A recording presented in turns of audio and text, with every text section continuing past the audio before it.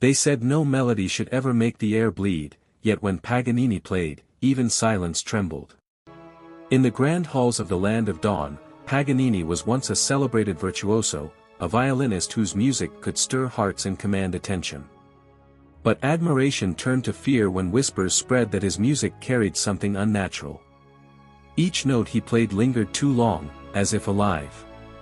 Unknown to many, Paganini had made a forbidden pact to achieve perfection, trading a piece of his soul for music that could bend reality itself. As wars spread across the land, Paganini wandered battlefields not as a soldier but as a performer of chaos. His violin sang with haunting precision, disorienting enemies and empowering allies who could endure its intensity. Yet every performance came at a cost.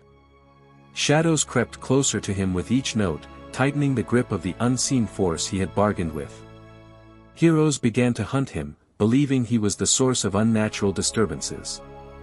Still, Paganini continued, chasing a final masterpiece that would define his legacy. One night, beneath a sky fractured by lightning, Paganini stood alone before a coalition of heroes.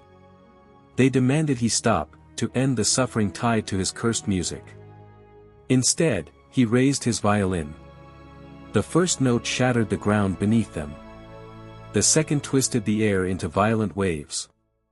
As the battle erupted, Paganini played faster, louder, pouring every fragment of his soul into the crescendo. The shadows answered, engulfing him as his music reached its peak. In that moment, he faced the truth. He was no longer playing the music. The music was playing him. The storm of sound collapsed into a deafening silence. The heroes stood battered but alive. Where Paganini once stood, there was only his violin, resting quietly as if nothing had happened.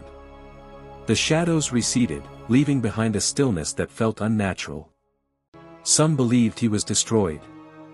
Others whispered that he had become part of the melody itself.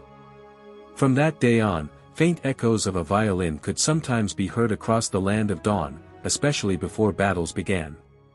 No one could find the source, yet the sound was unmistakable. Paganini's final masterpiece had not ended. It had become eternal. And somewhere within that endless song, a soul continued to play, forever chasing perfection.